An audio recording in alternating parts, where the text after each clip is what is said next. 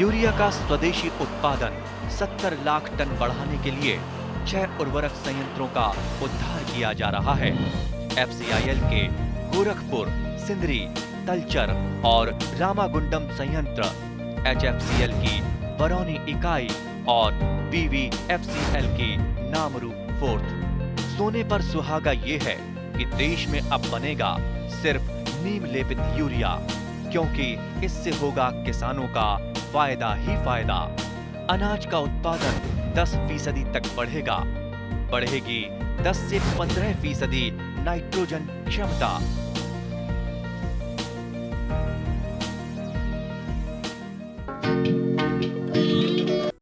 কৃষি দৰ্শন অনুষ্ঠানটিত আজি আমি আপোনালোকক চিনাকি কৰাই দিবলৈ লৈছোঁ এনে এগৰাকী গোপালকৰ সৈতে, যিগৰাকী গোপালকৰ ঘৰলৈ অসমৰ মাননীয় ৰাজ্যপাল আৰু মুখ্যমন্ত্ৰীৰো আগমন ঘটিছিল। 1994 চনত মাত্ৰ এজনী গাই গৰুৰে গোপালন আৰম্ভ কৰা গোপালকগৰাকী বৰ্তমান কোটি টকাৰ সম্পত্তিৰ গৰাকী। বৰ্তমান তেওঁৰ পামত দৈনিক 200 লিটাৰ গাখীৰৰ উৎপাদন হয়। এই সফল প্ৰগতিশীল গোপালকগৰাকী হ'ল পাঠশালাৰ ৰতনপুৰৰ বিমল শৰ্মা। অৱশ্যে এই ক্ষেত্ৰত তেওঁৰ পত্নীকে ধৰি পৰিয়ালৰ সকলোৰে সহায় সহযোগিতা লাভ কৰিছে। ৰাজ্যিক পশুপালন আৰু পশু চিকিৎসা বিভাগেও তেওঁক সকলো ধৰণৰ কাৰিকৰী সহযোগিতা আৰু পৰামৰ্শ আগবঢ়োৱাৰ উপৰিও উন্নত জাতৰ ঘাঁহ খেতিৰ বাবে ৭৫,০০০ টকাৰ অনুদানো আগবঢ়াইছে। আহকচোন তেওঁৰ গোপামত এভমুখী মাৰোঁ আৰু তেওঁৰ যাত্ৰাৰ বিষয়ে কথা পাতোঁ। নমস্কাৰ, মই বৰ্তমান উপস্থিত আছোঁ পাঠশালাৰ ৰতনপুৰত আৰু মোৰ লগত আছে এই অঞ্চলৰ এনে এগৰাকী গোপালক, যিগৰাকী গোপালকে কেৱল গোপালন কৰি কিমানখিনি কৰিব পাৰি তাৰ এক সাৰ্থক উদাহৰণ দাঙি ধৰিছে। আৰু এখেতেই হৈছে পাঠশালাৰ বিমল শৰ্মা। নমস্কাৰ শৰ্মানগৰীয়া। আপুনি 1994 চনত প্ৰথম গোপালন আৰম্ভ কৰিলে।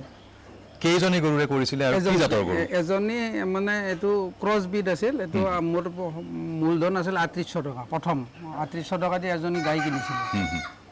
মানে সেইটোৱে দিয়ে গোটেই গোহালিটো তৈয়াৰ হৈছে। এতিয়ালৈকে সেইটোৰ মানে গোটেই সেইটো জেনেৰেশ্যন এতিয়া গোহালিটো চলিছে। মাজত নতুনকৈ গৰু কিনা নাই মই। মানে 1994 চনত আপুনি মাত্ৰ ৩,৮০০ টকালৈ গোপালন আৰম্ভ কৰিলে। এতিয়া আপোনাৰ কিমানমান গৰু আছে আৰু দৈনিক গাখীৰৰ উৎপাদন কিমান হয় আপোনাৰ? এতিয়া মোৰ 200 লিটাৰৰ ওপৰত ডেইলি উৎপাদন হয়। 22জনীমান ক্ষীৰতী গাই আছে, বাকী গোটেই সৰ্বমুঠ 40জনী আছে এতিয়া বৰ্তমান। মানে পোৱালি মানে গাখীৰ নোহোৱা গাই টোটেল 40 সৰ্বমুঠ।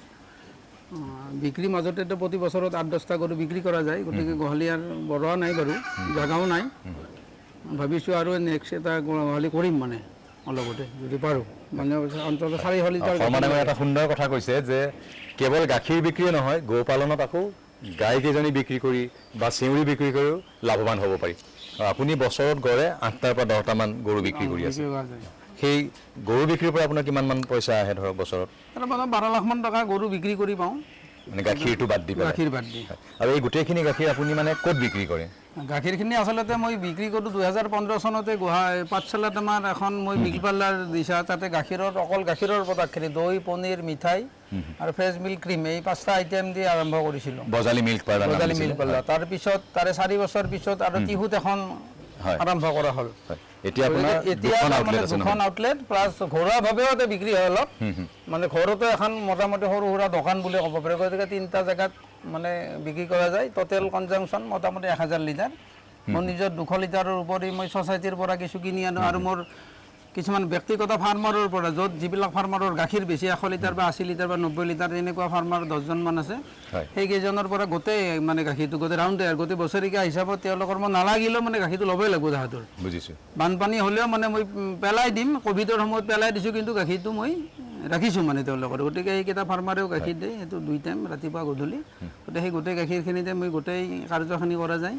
হয়, মানে আপোনাৰ 200 লিটাৰ আৰু এই অঞ্চলটোৰ আপুনি অন্যান্য গোপালকৰ পৰা 800 লিটাৰ গাখীৰ দৈনিক সংগ্ৰহ কৰে। ছ'চাইটি গোপালক দুইটাৰ পৰা। আৰু আপুনি ধৰক এই যে ইমান বছৰ গোপালনৰ লগত জড়িত 1994 চনৰ পৰা ইয়াৰ মাজত আমি জনাত এবাৰ আপুনি ঘাঁহ খেতিৰ কাৰণে চৰকাৰীভাৱে কিছু সাহায্য পাইছে হয় আৰু পশুপালন আৰু পশু চিকিৎসা বিভাগৰ পৰা আপুনি কেনেধৰণৰ সহায় সহযোগিতা পাইছে বৰ্তমানলৈকে পশুপালনৰ পৰা মই ধৰক আমাৰ যিটো ভেকচিন হয় সেইটো প্ৰতি বছৰে চৰকাৰীভাৱে পাই আছোঁ হয় লগতে মাজে মাজে কেতিয়াবা ঘাঁহৰ বীজ পাইছোঁ নাবাৰ্ডৰ পৰা আগতে 15 চনত এটা লোন আছিল সেইটো এটা মানে কৃষি বিভাগৰে লোন আছিল নাবাৰ্ডৰ পৰা সেইটো এগ্ৰিকালচাৰ মানে মিল পাৰ্লাৰৰ এটা 15 লাখ টকাৰ আছিল চিষ্টেম মই আচলতে 5 লাখ ল'লোঁ তাতে ৰাজসাহায্য আছিল সেইবিলাকত আছিল 35% আছিল ছাবচিডি সেইটো আৰু সেই ঋণটো আপুনি ইতিমধ্যে মাৰি দিছে সেইটো 3 বছৰত কমপ্লিট হৈছে তাৰপিছত আৰু মানে বেলেগ কিবা কাৰ্য কৰি থাকে কাল উৎপাদিত গাখীৰৰ লগতে যিটো লভ্যাংশ থাকে সেইবিলাকেদি গোহালিবিলাক ডেভেলপমেণ্ট ধৰক গাখীৰ বনোৱা ক্ৰীম ছেপাৰেটৰ জেনেৰেটৰ আনুষংগিক বস্তু কিছুমান নিজাববীয়াকৈ কৰা গৈছিল আৰু বৰ্তমানলৈকে আপুনি গো পালন কৰি ধৰক আমি গম পোৱাত আপুনি ধৰক পাঠশালাত অকণমান মাটিও কিনিছে নহয় জানো অলপ কিনা গ'ল সেই বিষয়ে অলপমান ক'ব নেকি আপুনি ধৰক যে পাঠশালাত আচলতে মাটি 1 বিঘাই ল'লোঁ মই মানে গাখীৰ বিক্ৰী পনীৰ বিক্ৰী কৰি হয় লগতে ঘৰ এটাও বনালোঁ হয় বাকী ঘৰটো দেখিছোঁ সুন্দৰকৈ আপুনি বনাই আছে হয় বাকী জমা জৰি LIC কিবা কিবি এইবিলাক বাৰু সেইবিলাকো কিবা কিবি আছে মাটিখিনিৰ মূল্য কিমান মান আপোনাৰ প্ৰায় 1 কৰোৰ ধৰক প্ৰায় 1 কোটি টকা গতিকে আমি দৰ্শকসকলক এই কথাটোৱে ক'ব বিচাৰিছোঁ বিমল শৰ্মা এগৰাকী গোপালক আৰু 1994 চনৰ পৰা গোপালনৰ লগত জড়িত হৈ তেওঁ পাঠশালাৰ মূল চহৰত 1 কোটি টকাৰে মাটি কিনিছে আৰু প্ৰায় সম পৰিমাণৰ মূল্যৰ তেওঁ ঘৰ এটাও সাজি আছে গতিকে যদি নিষ্ঠা সহকাৰে কৰে নহয় জানো আৰু যদি সৎ পথত থাকি কৰে আৰু পৰিশ্ৰম কৰিব লাগিব আপুনি দৈনিক কিমান ঘণ্টা দিয়ে এই গোপামখনৰ নামত বা ব্যৱসায়টোৰ নামত 2-2.5টাটো এইটো কমন মানে 17-18 ঘণ্টা ডিউটি মোৰ সদায় থাকে এইটো মানে এইটো আচলতে 1 মিনিটো সময় নাই মোৰ আচলতে ৰাতিপুৱাৰ পোহৰৰ পিছৰ পৰা কাম ষ্টাৰ্ট হয় দোকানত 8-9 ঘণ্টা দোকানত বহোঁ 10 ঘণ্টা তাৰপিছত আহি ধৰক মোৰ কাৰিকৰ নাই বুজিছোঁ মানে দিনৰ ভাগত পৰিয়ালৰ মানুহে কৰে পত্নীয়েও সহায় কৰে পৰিয়ালৰ গোটেই মানুহখিনি ৰাতিৰ কামখিনি গোটেই আমিয়ে কৰোঁ ৰসগোল্লা বনোৱা পনীৰ বনোৱা দিনৰ ভাগত বাহিৰৰ পৰা 4-3জন মানুহ আছে তেওঁলোকে কিবা কিবি গোহালি চাফ কৰা বা ধৰক দৈখিনি তেওঁলোকে মেকিং কৰি দিয়ে পৰিয়ালৰ লগত লগ লাগি বাকীখিনি ৰাতি আমিয়ে কৰোঁ আমি পৰিয়ালটো জইন 3টা ভাই আমি 3টা মাইকী মানুহো আছে গতিকে গোটেইকেইটা লগ লাগি গোটেই ৰাতিটো 2টা বজালৈকে গোটেই আমাৰ গোটেই পৰিয়ালটোৱে আচলতে জাগি থাকোঁ কামত থাকোঁ গোটেইবিলাকে হয় আৰু আপুনি ইতিমধ্যে কৈছে যে বজালী মিল্ক পাৰ্লাৰৰ আপোনাৰ 2টা আউটলেট আছে এটা পাঠশালা চহৰত আছে আৰু এটা টিহুত আছে নহয় জানো এই 2টা পাৰ্লাৰত আপোনাৰ দৈনিক গড়ে কিমান মান বিক্ৰী হয় যে গাখীৰ কিমান লিটাৰ মান বিক্ৰী হয় দৈ কিমান বিক্ৰী হয় পনীৰ কিমান বিক্ৰী হয় ৰসগোল্লা কিমান মান বিক্ৰী হয় এতিয়া আচলতে সেইটো মানে অলপ ফ্লাকচুৱেশ্যন হৈ থাকে বাৰু এতিয়া গৰম দিন কাৰণে আমাৰ এটা 250 লিটাৰ বা 300 লিটাৰ ডিমাণ্ডটো 300-400 লিটাৰত থাকে কিন্তু মই 250 লিটাৰ মান গাখীৰৰ মানে দৈ কৰোঁ দৈ বিক্ৰী হয় 40 কিলো মান পনীৰ সদায় বিক্ৰী হয় মানে এইটো তাৰপিছত আপোনাৰ ৰসগোল্লা 1500-2000 এইখিনি ডেইলি বিক্ৰী হয় আৰু ক্ৰীম 2 লিটাৰ 1 লিটাৰ ক্ৰীম বিক্ৰী হয়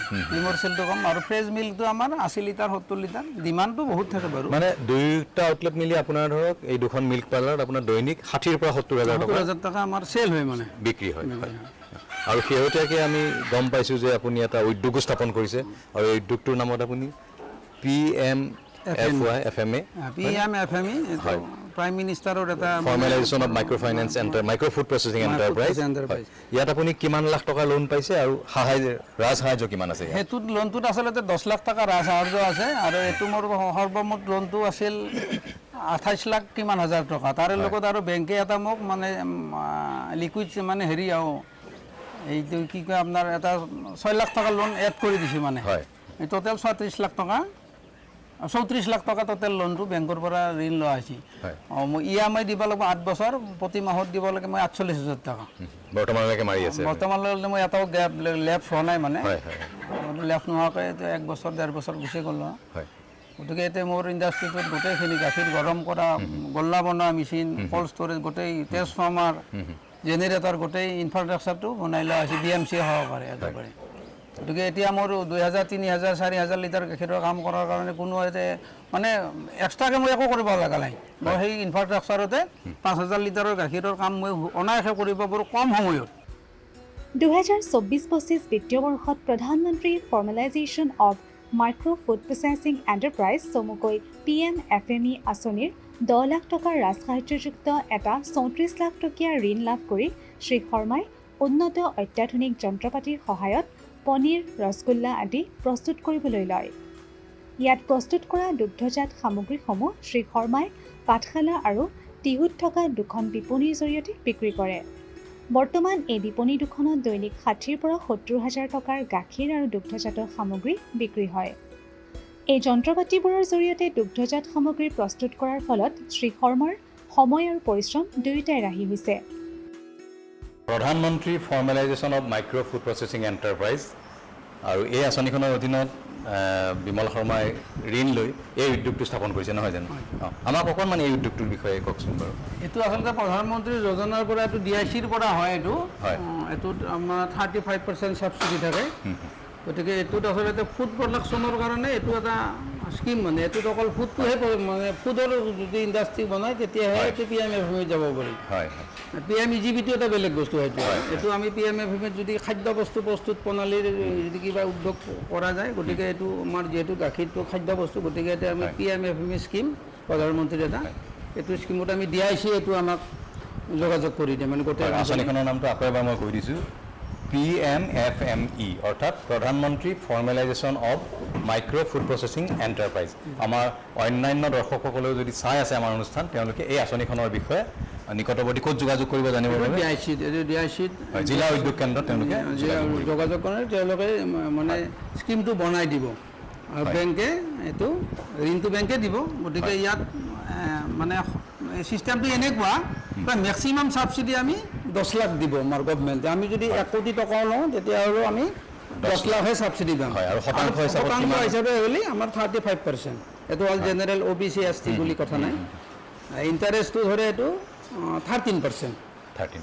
এইটো আমি লং টাইমৰ কাৰণে ল'ব পাৰোঁ। আমি EMI-টো যদি আমি 8 বছৰীয়া এগ্ৰিমেণ্ট কৰোঁ, মই 8 বছৰৰ এগ্ৰিমেণ্ট কৰা আছে, আৰু মিনিমাম 3 বছৰটো মানে EMI ড্ৰপ নোহোৱাকৈ 3 বছৰ কমপ্লিট কৰিব লাগিব। তাৰপিছতহে আমাৰ ছাবচিডিটো আমি পাম, একাউণ্টত সোমাব। যদি মাজতে যদি EMI ড্ৰপ হৈ যদি NPA হৈ যায়, তেতিয়াহ'লে তেওঁলোকে কিন্তু ছাবচিডিটো গুচি যাব, তেওঁলোকে ছাবচিডি হেৰাব, মানে 10 লাখ টকাটো ইনডাইৰেক্টলি হেৰাব। এইটো খুব মানে ইণ্টাৰেষ্টিং কথা। মানে আমি যদি গুৰুত্ব নিদিওঁ, মানে 3টা যদি লেপছ হৈ যায় তেতিয়াহ'লে NPA-ত গুচি যাব। তাৰমানে ইনডাইৰেক্টলি মোৰ পৰা 10 লাখ টকাটো মই মোৰ পকেটৰ পৰা দিব লাগিব। গতিকে আমাৰ যিবিলাক উদ্যোগ কৰোঁ বুলি ভাবি আছে, এইখিনি কথা শিকি লোৱাটো অত্যন্ত প্ৰয়োজন। তেওঁলোকে নাজানিলে হেমাহি যদি কৰি পইচা পকেটত আছে, EMI-টো ড্ৰপ কৰি দিলে NPA হৈ গ'লে তেওঁ 10 লাখ টকাটো হেৰাব, কিন্তু এইটো কোনো কাৰণতে ঘূৰি নাহে। আমি পুনৰ দৰ্শকসকলক সোঁৱৰাই দিছোঁ যে আপোনালোকে যদি PMFME এই আঁচনিৰ অধীনত ঋণ লয়, তেতিয়াহ'লে আপোনালোকে একেৰাহে 3 বছৰ অন্তত আপোনালোকৰ কিস্তিখিনি পৰিশোধ কৰিব নিয়মীয়াকৈ। হয়, আপুনি যে এই উদ্যোগটো স্থাপন কৰিলে, ইয়াত ধৰক আপুনি দৈনিক কিমান লিটাৰ গাখীৰেৰে কি তৈয়াৰ কৰে অকণমান ক'ব নেকি আমাক? এইটোত আচলতে কেপাচিটি আমি গাখীৰ দেখিছোঁ, কেপাচিটি আপোনাৰ 5000 লিটাৰৰ কেপাচিটি। বাকী অন্যান্যত বাৰু কেপাচিটি বেছি আছে, তথাপিতো আমাৰ এই বইলাৰ বা আপোনাৰ ৰাউণ্ডাৰ মেচিন বা যিখিনি আছে বাৰু বা ইনকিউবেটৰ, এইখিনিত আমি 5000 লিটাৰ গাখীৰ একদম কম সময়ত মানে। আৰু এইটো চবচে এডভান্টেজ হৈছে কি, মানুহ কম, মেন পাৱাৰ কম, মেন পাৱাৰ আৰু সময় কম, এই দুটাই আছে। সেইটো মই বাৰু বিস্তৃতভাৱে কৈ দিম। কম সময়ত কম মানুহেদি বহুত 5000 লিটাৰ গাখীৰৰ কাম আমি কৰিব পাৰোঁ। আৰু চবচে ডাঙৰ কথা হৈছে ফুৱেল কনজাৰ্ভ যিটো মানে ফুৱেলটো একেবাৰে কম দামত হয়। আমি যদি গেছেদি 5000 লিটাৰ গাখীৰ গৰম কৰিব লগা হয়, আমাৰ দিনটোত হয়তো 5000 বা 10000 টকাৰ গেছ যাব। গতিকে ইয়াতে আমাৰ 500 টকাৰ খৰি বা কয়লা, 500 টকাৰ কয়লা বা 500 টকাৰ খৰি দিয়ে আমি 5000 লিটাৰ গাখীৰৰ কামটো কৰিব পাৰোঁ। মানে সেই এটা এডভান্টেজ আছে ইয়াতে, প্ৰায় 10 গুণ কম হৈ যায়, 10 গুণ কম হৈ যায়, সময়ৰো মেন পাৱাৰো নালাগে। আৰু এই মেচিনটো যে দেখিছোঁ অকণমান ক'ব নেকি? ইয়াৰ পৰা ক'লেই হ'ব। এইটো মেচিন আচলতে গল্লা ৰাউণ্ডাৰ মেচিন। আমি গল্লা বনাওঁতে যদি 5000 গল্লা বনাব লগা হয়, ৰসগোল্লা বা মানে ৰাউণ্ড মিঠাই যিবিলাক বা লালমোহন আমি বনাব লগা হ'লে আমি হাতেৰে গুটি কাটি এটা এটাকৈ পেচি দি আমি কিমান বনাম বাৰু? ইয়াৰ কেপেবিলিটি কেনেকুৱা? ইয়াতে আমি 20 কেজি চানা একেলগে দিব পাৰোঁ। এইটোত 20 কেজি চানা দি দিয়ক, মেচিনে ছেকেণ্ডত এটা গুটি কাটি ৰাউণ্ডিং কৰি ওলাব, মানে মানুহ নালাগে ইয়াতে। আৰু এটা এডভান্টেজ আছে কি প্ৰতিটো গুটি মানে একে। আচ্ছা, মানে সমান আকৃতিৰ হ'ব সমান মানে ওজনত হেৰফেৰ নহয় ওজনত আপোনাৰ 14 গ্ৰাম 15 গ্ৰাম যি যাব এটা মানে ৰসগোল্লাৰ গুটিত সেই 14 গ্ৰামটো এতে আপোনাৰ চবটো চিষ্টেম দিয়া আছে সি কোনো কাৰণতে ভুল নকৰে মানে 15 গ্ৰামৰ গুটিটো কাটি নিদিয়ে সি 14 কাটব গতিকে আমি যিমান বিচাৰো সিমানে পাম আৰু ডাঙৰ সৰু কৰাৰ কাৰণে তাতে ডিভাইচ দিয়া আছে আমি সৰু ডাঙৰো কৰিব পাৰোঁ মানে এক্সট্ৰা ডিভাইচটো চেঞ্জ কৰি ল'ব লাগে আমি ডাঙৰ গল্লা হ'লে ডাঙৰ ডিভাইচ এই চিষ্টেম আছে আৰু ৰাউণ্ডটো ধুনীয়া হয় মানে একদম তাতে আৰু মাজত আৰু একো ক'ব লগা নাই আপোনালোকে আগতে যেতিয়া হাতেৰে কৰিছিলে সেইটো আমাৰ এই তাতকে ধৰক সময় ৰাহি হৈছে সময় আমাৰ আৰু আজি লাভৰ পৰিমাণো বাঢ়িছে চাগে। 50,000 যদি গল্লাও লাগে আমাৰ এই 2জন বা 3জন মানুহ হ'লে 50,000 গল্লা গোটেই দিনটো তলাই যাব কাৰণ ইয়াৰ ইমানে কি ই মানে 5 ছেকেণ্ডত গুটি কাটে আৰু এটা এডভান্টেজ আছে কি আমি কাউণ্টিংটো নিজে কৰিব নালাগে মেচিনে কৰি দিব মেচিনে কিমান ৰসগোল্লা ওলাইছে এইটো মেচিনত মনিটৰিং হৈ থাকোঁ কিমান আহি আছে বুজিছোঁ দিনটোত আমি কিমান বনালোঁ এই অলৰেডি কিমান হ'লেতো আমি যদি মেচিনে এইটো আমাক কৈ থাকে মানে সেইটো মানে ওলাই দিব মানে ধুনীয়া কৰি হয় গতিকে আপোনাৰ ডাঙৰ অৰ্ডাৰ থাকিলে আগতে নিশ্চয় অসুবিধা আছিল মানুহ বহুত এতিয়া লাগে এই মেচিনটো অনাৰ পিছত আপোনাৰ সুবিধা হৈছে এতিয়া মানুহ নালাগে আৰু এই যেনেকৈ এই মেচিনে যেনেকৈ আৰু 5 ছেকেণ্ডত গুটি কাটিব আমি ইয়াতে গল্লাটো যেতিয়া আমি ভাজিম ভাজাৰ সময়তে আমি এটা কেৰাহীত যদি গেছত ভাজোঁ 200 মিঠাইহে ভাজিব পাৰোঁ হয় ইয়াতে একেলগে 1500 বা 2000 একেলগতে 2000 মিঠাই একে খলাত মানে 2000 মিঠাই মানে 10 গুণ বুজিছোঁ কেৰাহীত 10 গুণ আমি একেলগে ওলাব পাৰোঁ সেই এটা আমি সুবিধা আছে চালে দেখিছোঁ এইবিলাকত চাগে আমাৰ বা পিছফালে যি মেচিন আছে এইবিলাকত আমি গল্লাটো বা গাখীৰ গৰম কৰা এটা আছে ইয়াতে আমি 2টা মানে চেম্পাৰ আছে এইটো 300 ৰসগোল্লা আমি ভাজিব পাৰোঁ এইটোত 1200-1500 একেলগে দিব পাৰোঁ হয় মানে মেচিনে গুটিটো কাটি ওলাই দিব গতিকে আমি 1500 এইটো বহুত মানে 2 পেকেট চেনিৰ ৰসটো ইয়াতে তৈয়াৰ কৰি আমি আধা ঘণ্টাত আচলতে আমি একেলগে 1500 বা 2000 মিঠাই একে টাইমতে ওলাই দিব পাৰোঁ এটা এডভান্টেজ মানে আমাৰ এইটো ষ্টিমটো আমি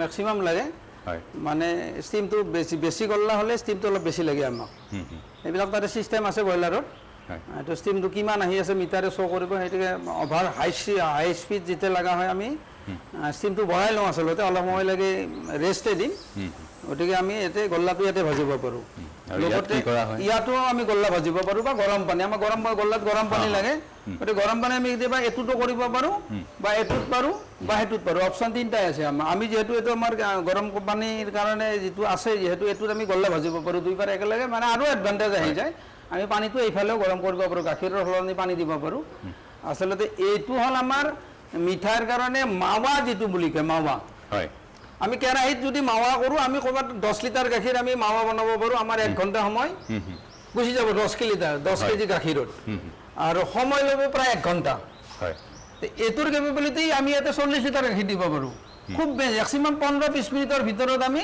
40 কেজি গাখীৰৰ মাৱা ওলাই যায় মানে একেলগে বুজিছোঁ 20 মিনিট বা 15 মিনিট এতিয়া এডভান্টেজ সেইটো আছে ইয়াত মানে মাৱাটো কালাৰটো ধুনীয়া হৈ থাকে মানে নজ্বলে ফেন এটা দিয়া আছে সি ধুনীয়া কৰি চাবি আমি কম সময়ৰ ভিতৰত মানে এইটো মাৱাটো ওলাই যায় আমাৰ মিঠাই মাৱা লাগে থুলমূলকৈ যদি আপুনি কৈ দিয়ে ধৰক ইয়াত আমি কি বনাব পাৰোঁ ৰসগোল্লা বনাব পাৰোঁ এনি মিঠাই আইটেম আমি ইয়াত আমি ৰসগোল্লা বনোৱা আছে বেলেগ আইটেম লোৱা নাই এনি মিঠাই আইটেম মানে মিঠাই বুলি আমি চুইটছৰ মানে দোকান এখনত যি লাগব মানে কেইটামান প্ৰডাক্ট নোৱাৰি মানে কেইটামান প্ৰডাক্ট মানে কালাকান মালাই চমচম এইবিলাক চব হৈ যাব কিন্তু এটা বস্তু হয় কি তেলত ভাজা যিটো বুজিছোঁ যিটো তেলত ভাজা আমি তেলত যিটো ভাজে মানে সেইটো লালমোহনটো নহয় ইয়াতে মানে এইটো ষ্টিমত তেলেদি নহয় মানে সেইটো ব্ৰইলাৰ আৰু বেলেগ ব্ৰইলাৰ এটা এইটো মানে ষ্টিম নাহে এইটো জুই আহে হয় এইটো ঘি বা আমি পেৰা তাৰপিছত বৰফি এইবিলাক যিবিলাক কালাকন